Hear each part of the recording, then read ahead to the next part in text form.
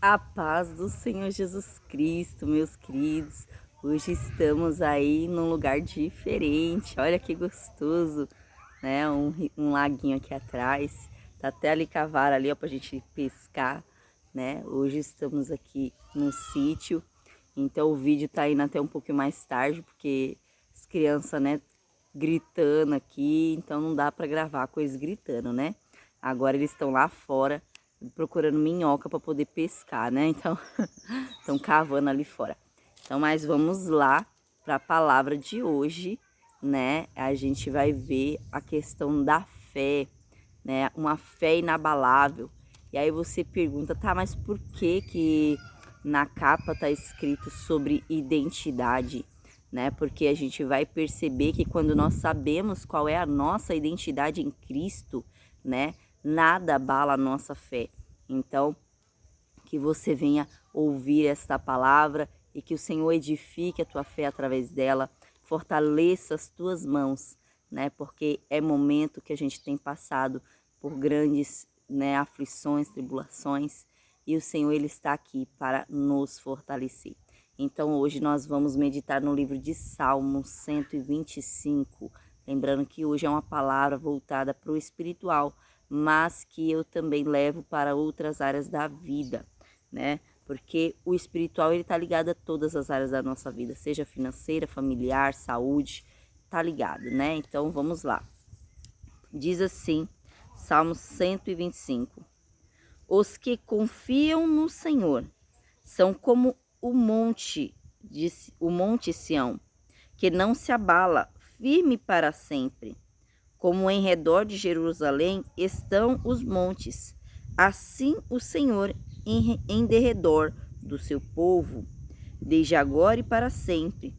O cetro dos ímpios não permanecerá sobre a sorte do justo, para que o justo não estenda a mão à iniquidade. Faze o bem, Senhor, aos bons e aos retos de coração. Quanto aos que se desviam para sendas tortuosas, levá-los-á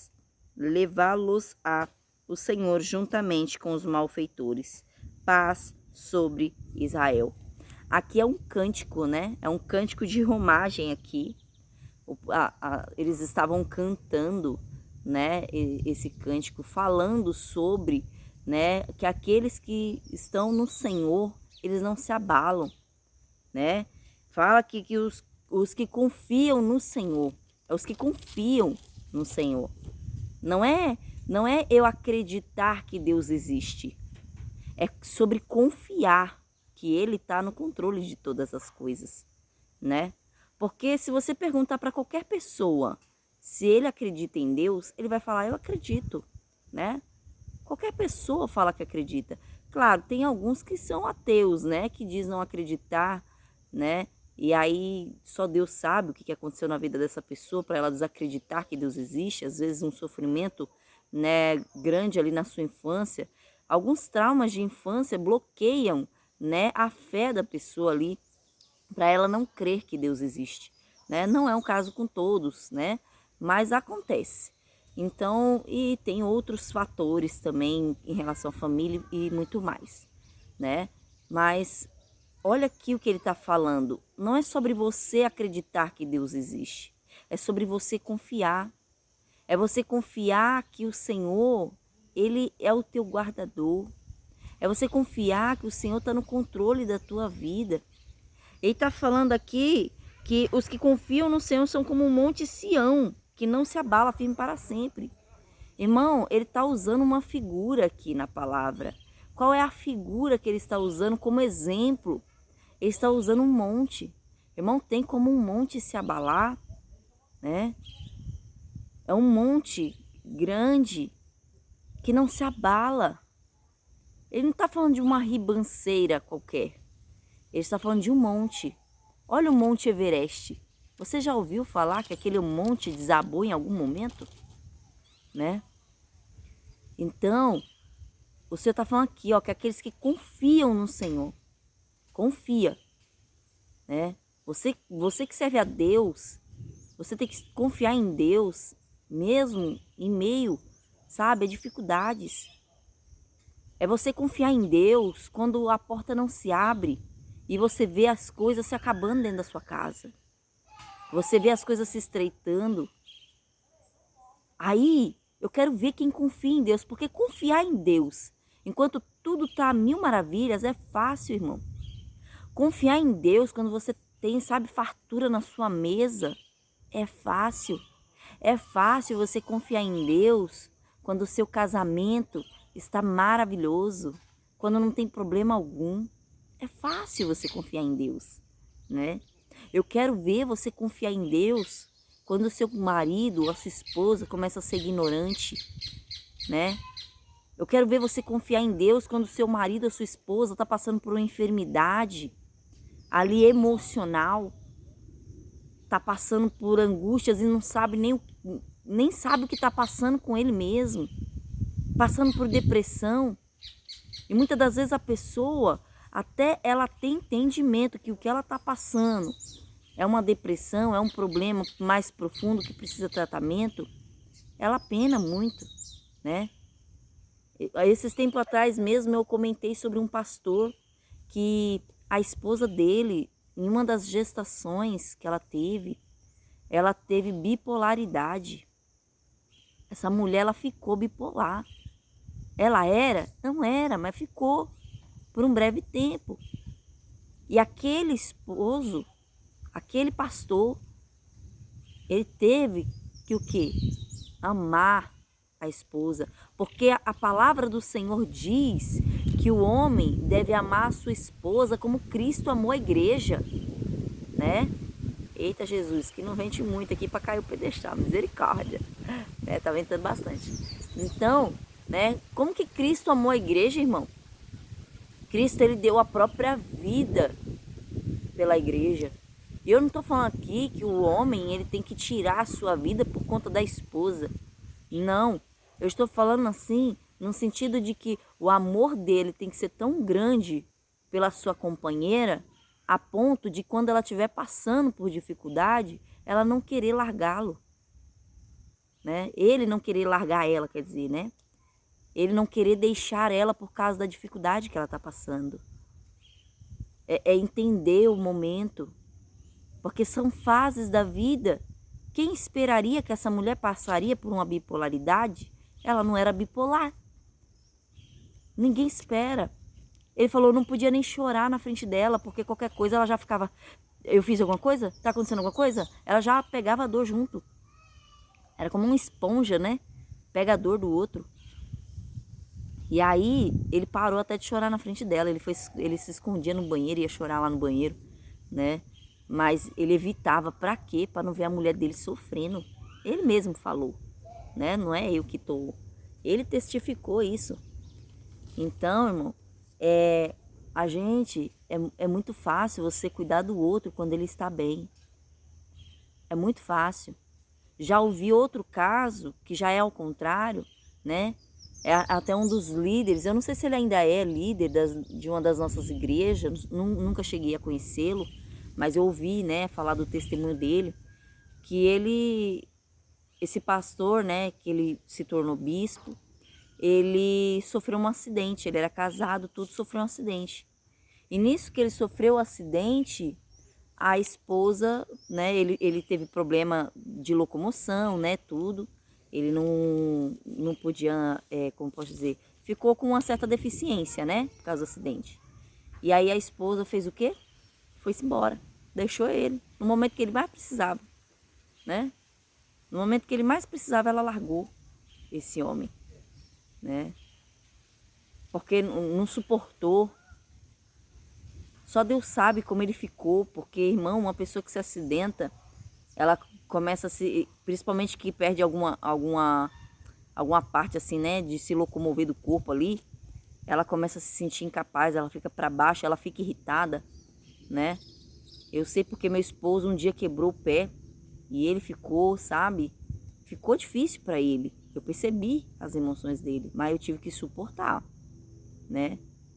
Tive que suportar ali. Deus falava, filha, aguenta só mais um pouquinho. Aguenta só mais um pouquinho que eu tô tratando dele, né? E eu fiquei lá, posicionada, do jeitinho que Deus mandou. Tem hora que você olha assim e fala, Senhor, afasta de mim esse cálice, né? Mas o Senhor falou, permanece firme porque eu vou dar vitória. Então eu permaneci. No caso desse pastor, a esposa não permaneceu. Deixou ele no momento que ele mais precisava, né? E aí, o que aconteceu? Ela acabou se desviando, tudo, né? Porque ela também era da igreja, mas acabou se desviando. E aí ele permaneceu. E Deus é tão fiel, preparou outro casamento para ele, preparou o carro, preparou, sabe, uma aposentadoria para ele viver só para a obra de Deus. Então, né, porque aí foi até mesmo que ele foi chamado para liderar a obra. Então, irmão, você vê, né? É muito fácil você confiar em Deus quando tá tudo indo bem. É muito fácil você confiar em Deus quando a sua saúde está 100%. Eu tenho outro exemplo da minha líder, né? A minha bispa lá, abençoada de Deus. Ela passou por uma enfermidade, eu não lembro se a pressão dela subiu demais. E aí deu um negócio nela que ela, um lado assim, ela não enxerga direito ainda, né? Tem uma certa dificuldade de locomoção. Mas ela tá andando, mas tem aquela certa dificuldade, né? Eu não lembro o que é, meu Deus do céu. Deu um branco agora do que chama. Não é AVC, mas é como se fosse... Ah, esqueci, meu Deus. Mas eu sei que ela teve essa questão na saúde, né? E ela falou pra mim, nossa, o que mais me abala é a minha saúde, porque eu já orei tanto a Deus.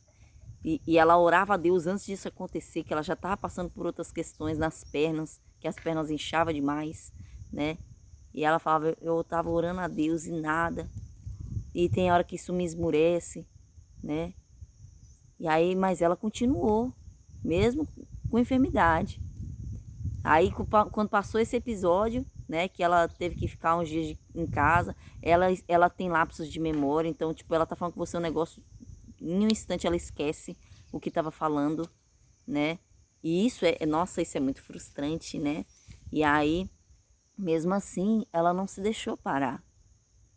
Para mim, foi um exemplo, sabe, de fé, porque eu olhei assim para aquela mulher, eu falei, caramba, olha só, ela passando o que ela está passando, ela está se posicionando, ela está fazendo o ID do Senhor, ela coloca a farda dela e vai orar nas pessoas, por mais que às vezes dê um branco nela, mas ela está lá posicionada como líder, né?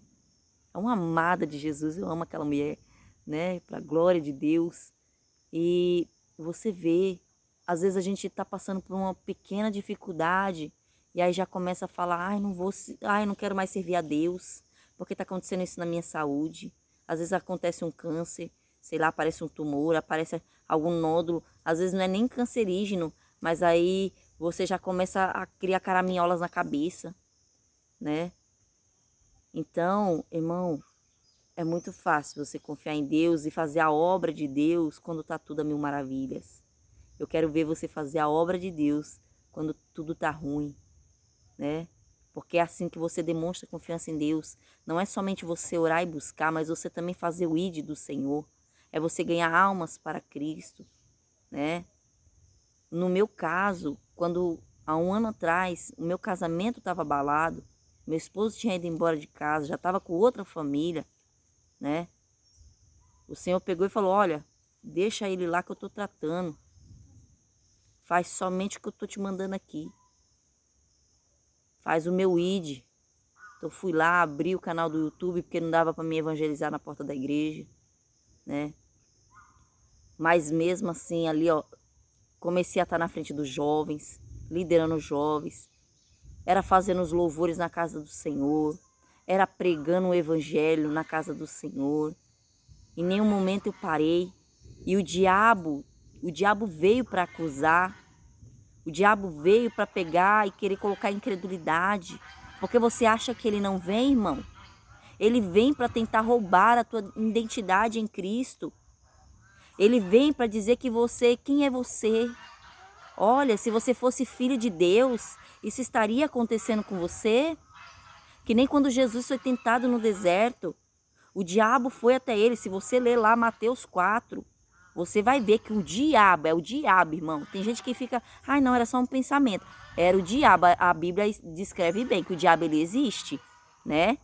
Tá dizendo lá que ele veio para tentar a Jesus. Jesus estava passando pela dificuldade, estava passando pelo deserto. Dificuldade no sentido do quê? Ó, ele estava 40 dias, 40 noites sem comer, sabe? Estava sem comer, tava com necessidade. Você acha que não? Ele estava em corpo de carne. Ele já veio em corpo de carne para nos mostrar que ele é exemplo de que ele venceu e nós também venceremos. Não há nada impossível para Deus. Então o diabo veio tentar ele. Veio falar para ele, se tu és filho de Deus, olha aí tentando roubar a identidade dele, colocando dúvida. Se tu és filho de Deus, transforma essa pedra em pão, né? Então o diabo ele vem na sua mente falar, nossa, se você fosse filho de Deus, você não estaria passando por essa enfermidade. Nossa, se você fosse filho de Deus, você acha que ele deixaria você passar necessidade? Ah, se você fosse filho de Deus, você acha que seu casamento ia estar desse jeito? Você acha que Deus é com você mesmo? Você acha? Você acha que Deus é com você? Você passando essa depressão, pensando em tirar sua própria vida? Né? O diabo que vem soprando para a gente tirar a nossa vida. Né? Falando que a luta é grande demais, é melhor você desistir. Mas o Senhor está falando aqui, ó, aqueles que confiam no Senhor são como o Monte Sião. Eles não se abalam. O diabo ele até vem, mas você não se abala com as falácias dele, não. Você não cai nas falácias dele. Você resiste, porque era o que acontecia. Quando eu ia pregar, eu prego mais em culto de família, né, que é nas quartas-feiras. Então, Deus tem um ministério, né, para a família aí comigo. E antes mesmo, eu não lembro se foi antes ou foi depois que eu separei, que minha tia até comentou. Ela falou, nossa, eu vejo, né, Deus usando bastante você para famílias, né, para pregar para famílias. E aconteceu isso no seu casamento, né? Eu falei, é para a glória de Deus. É para a glória de Deus, irmão. Né? Deus, ele sabe o que faz. Eu não posso questionar a Deus pelo seu trabalhar. Quer dizer que eu fico contente pelo que acontece? Não, mas eu vou fazer o quê, irmão? Deixa Deus tratar. Deus sabe a maneira de tratar do homem. Né? Ele tratou do meu esposo, tratou de mim também. Me tratou na confiança, né? Que em todo tempo eu estava confiando em Deus ali. Tinha momento que eu queria sim agir da minha forma, do meu jeito, né? Porque eu sou humana. Mas Deus em todo tempo me permanecia firme. Falava, olha, não faz isso. É igual aqui a palavra, você viu aqui falando, né? Aqui falou o quê? Olha, o cetro dos ímpios não permanecerá sobre a sorte dos justos, para que o justo não estenda a mão à iniquidade. Ele está falando aqui, olha, o poder do ímpio, né? Aquele que está se levantando contra a sua vida não vai permanecer. Para quê? Para você não levantar a mão à iniquidade, você não fazer justiça com a tua própria mão. Então, o Senhor não permite que nós venhamos a fazer justiça com a própria mão, né? Ele sabe até onde nós podemos suportar. Então, né, sempre que eu ia pregar para a família, o diabo soprava e falava, nossa, como é que você vai falar que Deus restaura e teu casamento está desse jeito? Como é que você vai falar que Deus abençoa o casamento, que isso é propósito de Deus, se você está separada de novo? Deus já não tinha restaurado? Se fosse propósito de Deus, você estaria firme com ele até hoje, né?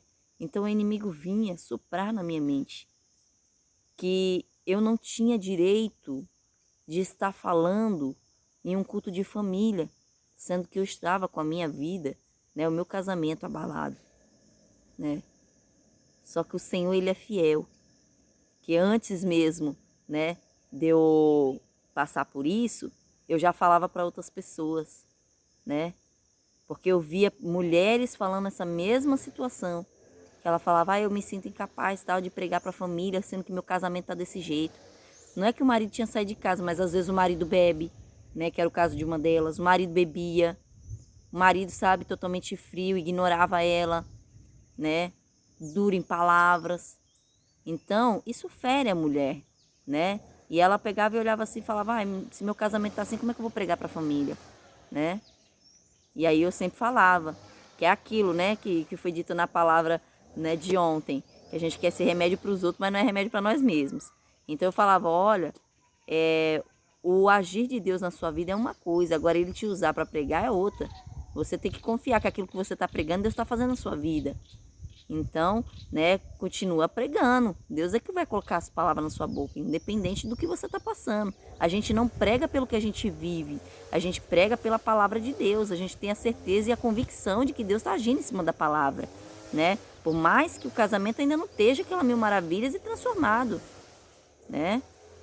E aí, quando chegou na minha vez, tive que fazer isso, né? Eu lembrei que eu sempre falava isso para as pessoas, eu sempre pregava isso, de que não importa como está a minha vida, eu tenho que fazer o que Deus manda eu fazer, eu tenho que falar o que Deus manda falar, né?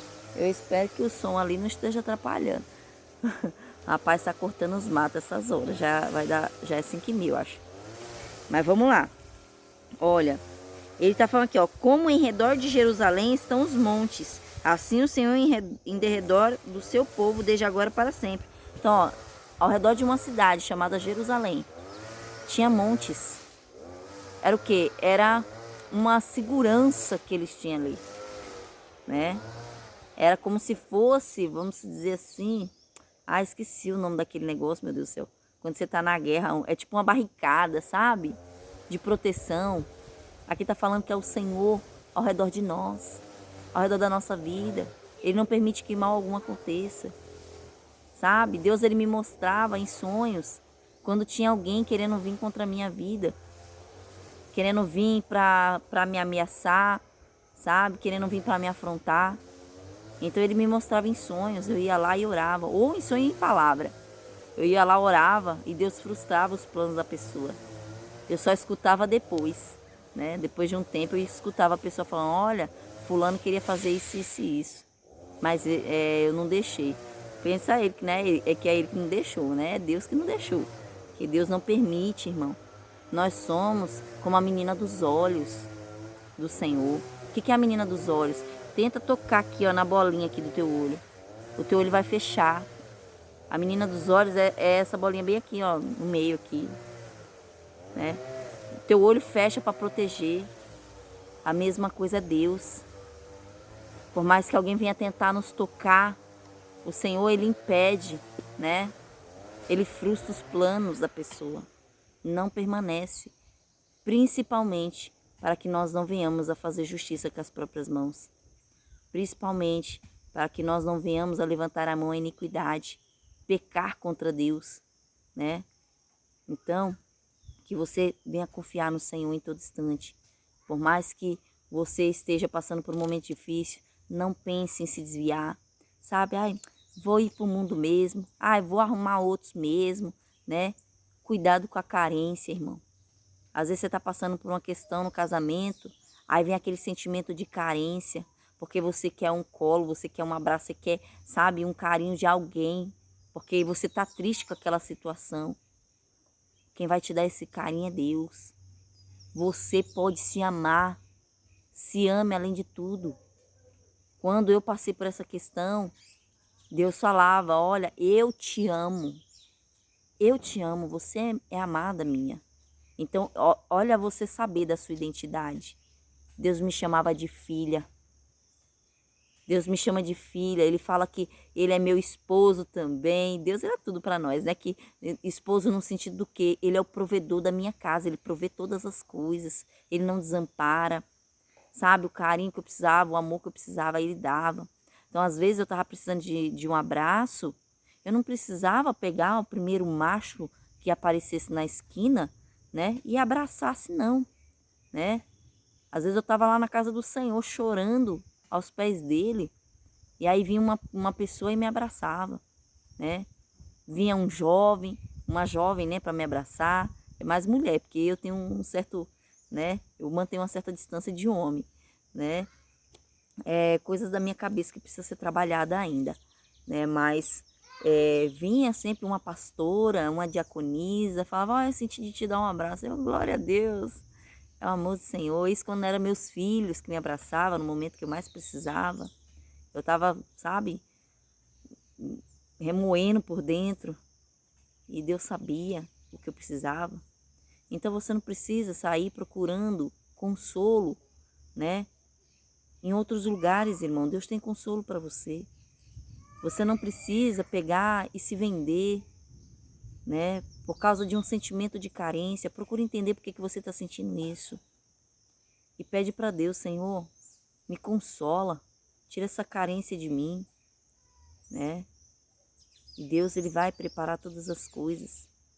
Você não precisa ir para a bebida, porque tem pessoas que se consolam num copo de vinho, se consolam num copo de cachaça, se consola num vício, se consola até mesmo se cortando, irmão. Tentando contra a própria vida. E não é isso que o Senhor tem para a tua vida. Não faça justiça com as próprias mãos. Não queira dar fim à tua vida. Lá em Jeremias 1,5 diz que antes mesmo que você fosse formado no ventre da tua mãe, o Senhor já tinha te escolhido e te consagrado. Você é uma escolhida do Senhor. Deus, Ele tem um propósito para a sua vida. Se você não está entendendo ainda qual é o propósito, ora a Ele para Ele te mostrar. Porque, irmão, eu vim entender o meu propósito com Deus quando eu já estava com 25 anos. Porque até então eu não entendia. Foram muitos traumas que eu passei. Na infância, na adolescência, na juventude. Foi muitas questões que eu passei. Muitas escolhas erradas que eu também tive, né? Só que o Senhor, Ele me mostrou o propósito dEle. Hoje, você pode ainda não ter conhecido verdadeiramente a Cristo. A sua identidade pode ainda não ser Cristo, porque eu acreditava em Deus. Sempre acreditei em Deus desde a minha infância. Mas a minha verdadeira identidade em Cristo só foi forjada quando eu conheci a Ele. Quando eu verdadeiramente conheci a Jesus e comecei a andar com Ele. A tua identidade só vai ser firmada quando você tiver essa intimidade com Deus, né? Então, irmão, foi ali, ó, buscando, sabe? Foi buscando na madrugada. Eu fazia jejum. E não era loucura, né? Porque tem gente que faz loucura, fica 12, 24 horas de jejum. Eu não faço isso, mas cada um, né, com sua fé, né? Mas eu era constante na fé. Então eu tinha dias e horários certos para orar, para jejuar, né? E eu era constante naquilo. Era constante em orar na madrugada. E foi nas orações da madrugada que Deus me mostrou o meu chamado. E eu não precisei ter 10 anos de evangelho para saber qual era o meu chamado. Isso foi no primeiro ano. Eu entendi que Deus tinha me dado, né, o dom da palavra, que era para que eu pregasse o evangelho de Deus, né? Então, eu já sabia do meu chamado. E por isso, até hoje, eu sigo com Ele. Porque quando você tem uma identidade em Cristo, nada te abala. Quando você sabe quem você é e o que você faz, o propósito que você tem, nada te abala, nada te tira do caminho do Senhor, né? Por mais que venham as seduções, eu não estou falando que não vem. Vem sedução sim, vem prato, vem tudo que é possível para te tirar da presença de Deus. Assim como Jesus foi tentado. Nós somos de carne, somos tentados também. Mas quando você tem uma identidade em Cristo, nada te tira da presença do Senhor. E aí vem o quê? Os anjos e nos servem, assim como Jesus foi servido lá no deserto, após ele ter resistido o mal. Assim o Senhor tem, né, bênçãos para nos servir. Basta nós permanecermos firmes nele. Então vamos lá finalizar, né, ó. Olha o que ele no cântico falou, ó. Faze o bem, Senhor, aos bons e os retos de coração. Quanto aos que se desviam para sendas tortuosas, levá-los a o Senhor juntamente com os malfeitores. Então ele está falando aqui, olha, aquele que permanece no Senhor recebe o bem de Deus. Só que aquele que se desvia, ele é tido como um malfeitor. Ele tem o mesmo fim que um malfeitor. Ele tem o mesmo fim daquela pessoa que maltrata, aquela pessoa, sabe, você pode ser a pessoa melhor do mundo. Não basta você ser só boazinha, bonzinho. Não, eu dou comida ao necessitado, eu dou uma roupa, não basta. Você tem que ter vida com Deus, né? Você tem que ter vida com Deus, não adianta ser bonzinho. Você tem que praticar a palavra de Deus, né? E aí, né? Porque aí aqui tem uma passagem que fala que um rapaz, por ele tentar fazer um bem, ele passou um processo, mas porque ele não estava posicionado para aquilo, né? Ele pegou, tocou na arca, sendo que não podia tocar na arca.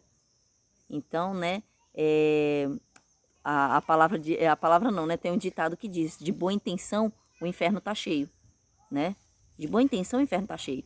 O rapaz de boa intenção foi tentar pegar na arca, segurar ela. Foi quando Davi estava levando a arca de Deus, né? Tinha tirado das mãos dos filisteus e estava levando a arca de Deus para a casa do Senhor, né?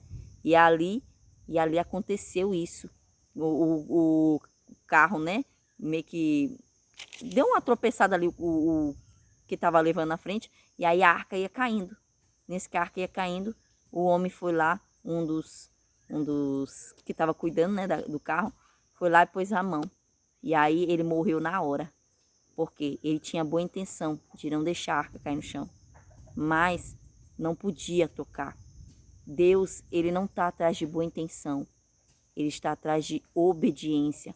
Não basta você ser só bem intencionado, você tem que obedecer o que o Senhor está falando. Você quer ter mudança de vida, irmão, você tem que obedecer. Não adianta. Quantas vezes eu queria fazer do meu jeito, e Deus falava: se você quiser fazer do seu jeito, fica à vontade, você tem um livre-arbítrio, né? A decisão é sua. Só que se você me obedecer, eu vou te abençoar mais. Porque a bênção está com Deus, né? Então eu falava: Senhor, a minha vontade era de deixar isso aqui. A minha vontade era de largar. Mas que não seja feita a minha vontade, mas sim a tua, porque o Senhor sabe o melhor para a minha vida. E para a glória de Deus, estou vivendo o melhor do Senhor, né? Não tenho problemas? Todo mundo tem problema, irmão. Todo mundo tem suas dificuldades. Às vezes a pessoa acordou com o ovo virado, né? Como diz por aí. Às vezes você acordou de mau humor. E acontece. Às vezes você está cansado, o outro está cansado demais, acaba sendo ignorante. Acontece. Você tem que aprender a lidar com o ser humano, né? Problemas todo mundo tem. Agora, né? Eu não posso pegar e por causa de problemas tampar, né, a visão e não enxergar o que Deus está fazendo de bom. Então, né, aqui o Senhor está falando: olha, faz o bem, né? Faz o bem, Senhor, aos bons e aos retos de coração. Deus, ele sonda o coração da gente, né? Ele sabe se o nosso coração está reto. Porque não adianta você de boca falar que obedece a Deus, você falar de boca que você adora a Deus, que você confia em Deus, e no teu coração ter pura malícia, ter mágoas, ressentimento. Irmão, se o teu coração estiver sujo, Deus não tem como trabalhar na tua vida. Eu já vi pessoas, sabe, manifestando com o demônio. Eu mesma já caí no chão. E quando eu estava, né, foi logo no início da minha conversão. E aí o pastor tinha ido lá na minha casa orar. Eu fui na sexta, no domingo eles foram lá fazer a visita, porque eu marquei a visita, né? Eles foram lá. E aí quando estava no finalzinho, era uma oração de fortalecimento, não era nem de libertação. Era uma oração de fortalecimento. Eu fui cair no chão. E aí o pastor pegou e falou: olha, eu sinto que você precisa perdoar alguém. Você quer viver as promessas de Deus na sua vida? Eu falei: eu quero. Eu quero tomar posse de todas elas. Ele falou: então perdoa quem você precisa perdoar. Eu não sei quem é, mas eu sinto que você precisa perdoar. E eu naquela hora não sabia quem eu precisava perdoar. Só que depois que ele saiu, caiu a ficha. Que eu fiquei pensando: tá, essa pessoa já perdoei, né? Que foi a que mais me machucou, né? Falei: quem que eu preciso perdoar? Quem era? Meu esposo. Por algo simples, né? Algo besta que ele fez. Eu tava ali com o coração sujo, né? Algo besta no sentido que ele não tava nem comigo, mas tinha, né, mentido pra mim. E isso pra mim foi um basta, né? A mentira, aquilo ali, sabe? Não gosto. Então, quem que gosta, né, de mentira? E aí eu tava com o coração sujo. E aí eu peguei e falei: olha, se o problema é perdão, toma o teu perdão, que eu quero viver as promessas de Deus pra minha vida. E, irmão, foi eu dar esse perdão, por mais que na hora assim parecia até que eu tava dando na marra, sabe, brigando com ele, que a gente discutiu, né? Ainda tava na carne, ainda não tinha aprendido a jejuar e orar, né? Então, mas eu falei: não, eu quero tomar posse. E tomei posse para a glória de Deus, né? Até hoje estou vivendo promessa, estou vivendo, sabe, cumprimento do Senhor na minha vida, estou vivendo o melhor da terra. Por mais que às vezes passo sim minhas dificuldades, mas em tudo o Senhor sustenta as minhas mãos e não me deixa parar e nem desistir, né? Então, às vezes, irmão, você está orando, né?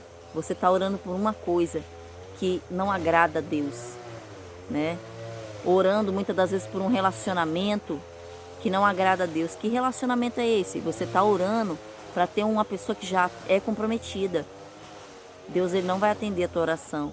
Teu coração já se desviou.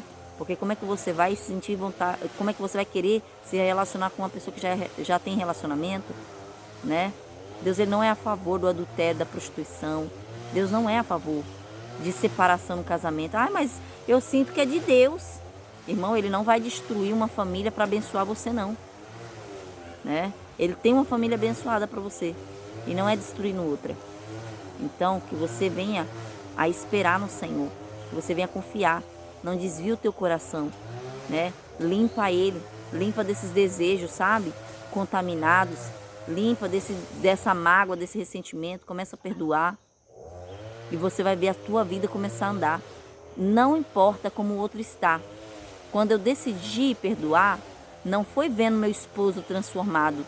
Não, ele estava do jeito dele, como sempre. Só que eu falei, eu quero tomar posse das minhas promessas. Eu preciso me posicionar. É uma escolha nossa, é particular. Você tem que tomar essa decisão. Não é o outro que vai fazer isso por você. Então, independente de como ele esteja, eu tenho que ter minha identidade em Cristo. Eu tenho que ter a minha vida com Deus, né? Então, que você venha a ter essa certeza.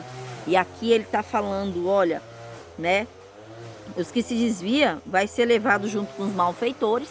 Então não tem muito o que revelar aqui, né? Se desviou, tu vai passar o mesmo processo que os do mundo tá passando, viu? E não adianta querer cobrar de Deus, não. Se você tá aí dentro da igreja e é muitas das vezes desviado, né? Que às vezes você tá sentando lá na cadeirinha da igreja, tá ouvindo a palavra, mas tá desviado da presença do Senhor. Não tá praticando a palavra, né? Tá fazendo as coisas erradas.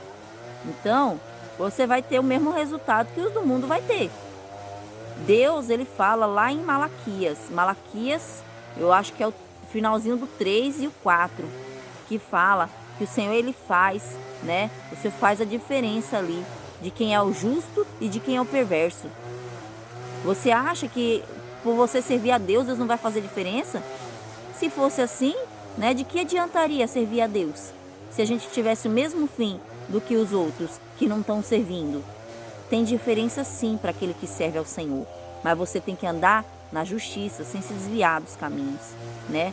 Deus, ele sabe diferenciar quem é o justo e quem é o perverso. Aleluia, Jesus, glórias a Deus. E aí ele fala, paz sobre Israel. Então que você receba paz nos teus pensamentos, que você receba paz no teu coração, que você receba paz na tua casa. O Senhor, ele derrama paz em todos os teus caminhos, em nome de Jesus. Que você receba essa paz que excede todo o entendimento, em nome do Senhor Jesus, esse cuidado de Deus na sua vida. E eu vou aqui, ó, parar o vídeo, mas não vou editar ele não, porque demora, né? Então fiquem na paz do Senhor Jesus Cristo, meus lindos. Que Deus abençoe grandemente a vida de vocês. Aleluia.